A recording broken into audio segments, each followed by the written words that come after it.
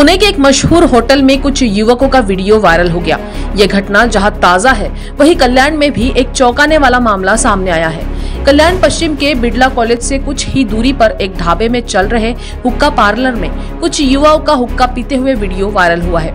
प्रारंभिक जानकारी में सामने आया है कि बारबेक्यू नामक ढाबे का ये वीडियो कल्याण के प्रमुख ढाबों में से एक है, लेकिन इस घटना से लग रहा है कि कल्याण का युवा भी नशे के जाल में फंस गया है।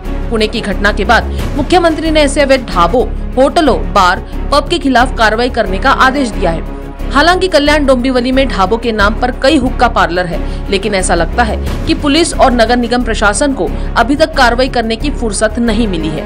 आजपासून आपण जे मुख्यमंत्री साहेबांनी काल निर्देश दिले की जे अनधिकृत ढाबे आहे, टपरी आहे, जे इलिगल बार आहेत, पब्स आहेत, जिथे अंडर एज लोकांना लिकर दिले जाते किंवा अजूनही अवैध प्रकारची गोष्टी होतात, तिकडे कारवाई करायची आहे। त्या अनुषंगाने ऑलरेडी लास्ट 1 महिन्यापासून आपल्या लोकांनी नोटिसेस बजावले होते त्या लोकांना आणि पुढची जी प्रोसेस आहे ते आजपासून आपण सुरू केलेली आहे। सकाळी बी वॉर्डमध्ये आपली कारवाई सुरू झाली।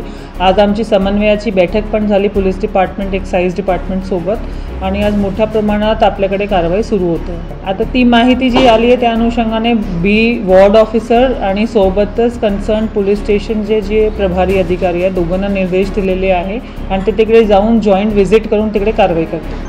माननीय मुख्यमंत्री महोदयांचे क्लिअर इन्स्ट्रक्शन्स आहेत की या धर्तीवर कुठलेही अवैध धंदे आपल्याला करू द्यायचे नाही आहे आणि आपल्याला याच्यावर तोडक कारवाई करायचं, म्हणून आम्ही स्पष्ट निर्देश पोलीस, कॉर्पोरेशन अधिकारी आणि एक्साइजचे अधिकाऱ्यांना दिलेली आहेत।